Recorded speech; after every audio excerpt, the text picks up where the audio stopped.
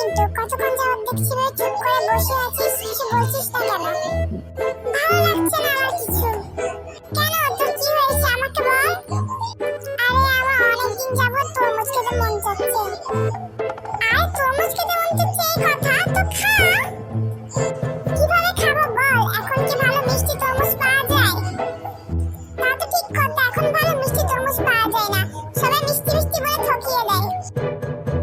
আরে শুধু কি মিষ্টি বলে, বলে যে মধু মধু রসমালাই রসমালাই বলে 500 তরমুজ কতগুলো বেচে দেয়। তা তো ঠিক বলেছিস।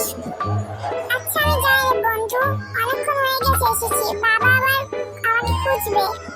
আচ্ছা ঠিক আছে, সাবধানে যাস। আরে চিন্টু, বাবা তোর মন খারাপ কেন?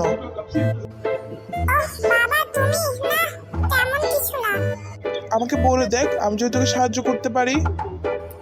ওই বাবা, বল পিন্টু, আমাকে বল।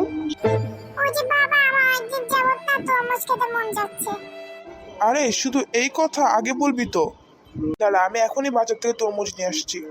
কিন্তু বাবা, এখন তো এরকম ভালো মিষ্টি তরমুজ পাওয়া যায় না, সব পানছে। আরে তুই খেতে চেয়েছিস, আমি তোর জন্য মিষ্টি থেকে একটা তরমুজ নিয়ে আসবো। সত্যি বলছো বাবা? হ্যাঁ সত্যি, এখন মন খারাপ করে না রেখে একটু হাস তো দেখি। থ্যাংক ইউ বাবা।